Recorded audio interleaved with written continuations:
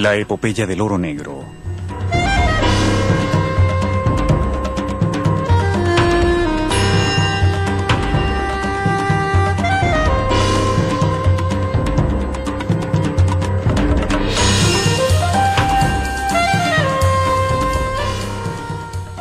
Apenas 100 años después del comienzo de la era del automóvil, los expertos advierten que el hombre ya ha quemado casi la mitad de las reservas mundiales de petróleo que le ha tomado millones de años a la naturaleza en producir.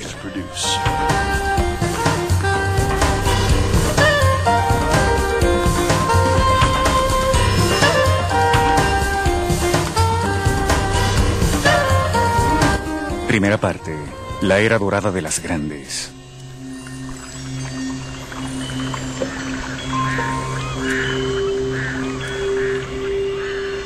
Apenas el petróleo fue descubierto en cantidades grandes, se crearon enormes compañías, principalmente anglo-estadounidenses, llamadas las grandes, para su extracción, refinación, transporte y comercialización.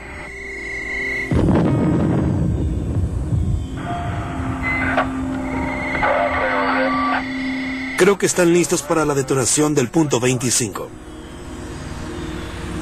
Estas poderosas compañías internacionales que tenían grandes conocimientos dejaron una huella hegemónica en la historia moderna del oro negro.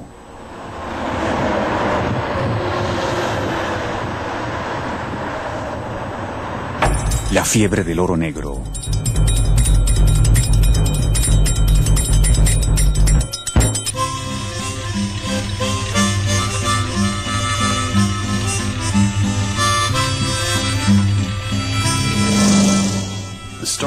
El comienzo de la fiebre del oro negro fue modesto, aunque llegó a ser legendario. Aconteció en Titusville, Pensilvania, en la costa este de Estados Unidos, cerca de un pequeño río donde la presencia de petróleo era tan evidente que fue llamado Arroyo de Petróleo.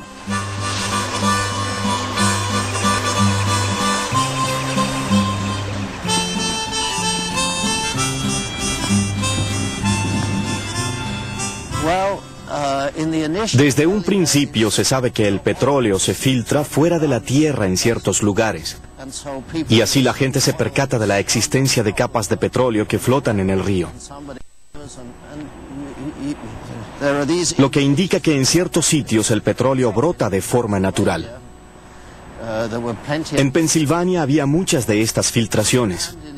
Alrededor de 1859, Edwin Drake fue el primer hombre en perforar el primer pozo, con el único propósito de encontrar petróleo. Perforó hasta una profundidad de tan solo 21 metros y de pronto salió petróleo. Por supuesto, tan pronto como brotó el petróleo, la gente se dio cuenta de su valor y que se encontraba aquí. Así que alguien perforó en el siguiente sitio. Y en realidad, en el curso de unos 5 años, la gente sencillamente vio dónde había sido hallado el petróleo y lo relacionó con las estructuras geológicas.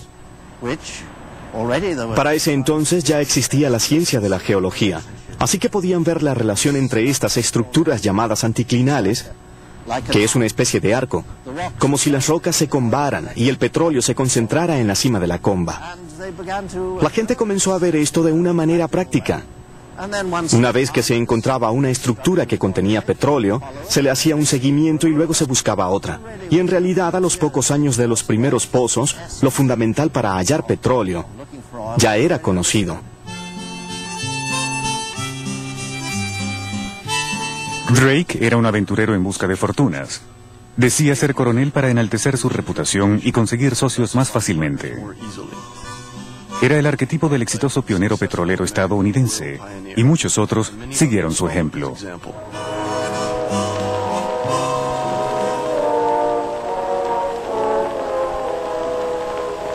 ¡Petróleo!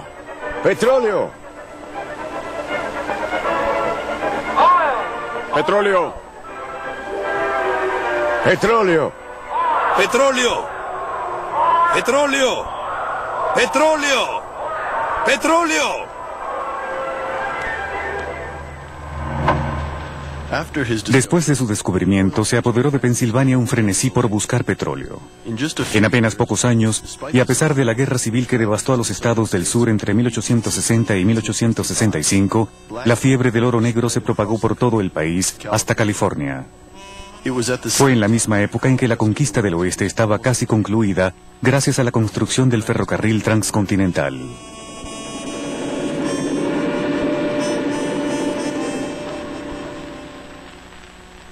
Para 1850, varias décadas antes de la época del automóvil, la necesidad de petróleo aumentó rápidamente debido al desarrollo del transporte ferroviario y la mecanización, que requerían mucho lubricante industrial elaborado hasta entonces con aceite de ballena.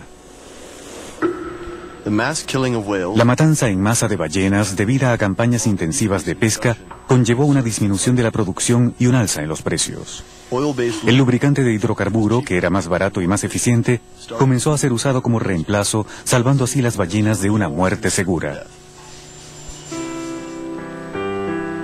Al mismo tiempo, un gran cambio ocurrió en la iluminación residencial, cuando las lámparas de querosén dejaron de ser un privilegio solo para la clase pudiente. Los vendedores de querosén cada día eran más numerosos, llegando hasta los lugares más recónditos del mundo. Los pozos petroleros de Estados Unidos podían surtir a todo el país.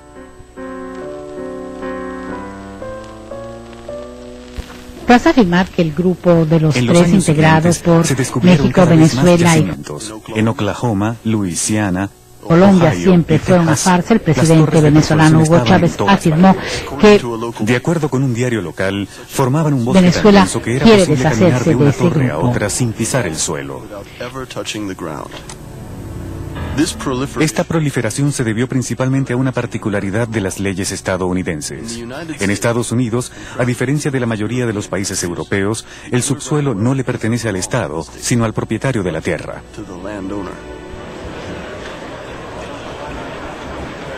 Aprovechándose de esta ley, miles de pequeños propietarios se convirtieron en buscadores de petróleo en cualquier terreno que poseyeran. Los propietarios de los pozos eran tan desorganizados que se presentó una amenaza de inundación en los estados petroleros. Esto produjo una caída en el precio del crudo. Rápidamente, la situación se tornó anárquica. Los reyes del petróleo.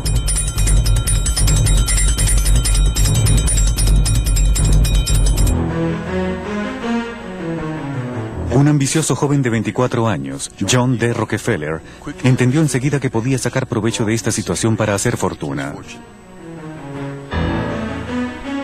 Se dice que Dios creó el mundo y Rockefeller lo puso en orden. Detrás de su éxito estaban su intuición visionaria y su inagotable energía, pero también un desprecio total por la ley.